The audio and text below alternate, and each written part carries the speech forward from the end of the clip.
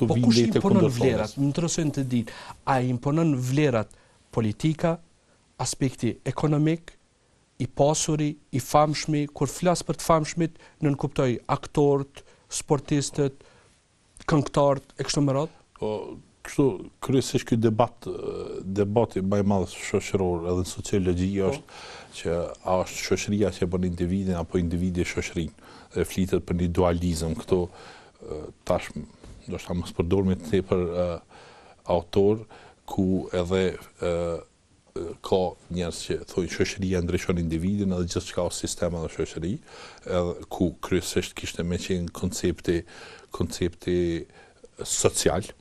për atë arsye edhe quhet social sepse shoqëria e dikton ato, e ku rasti më ekstrem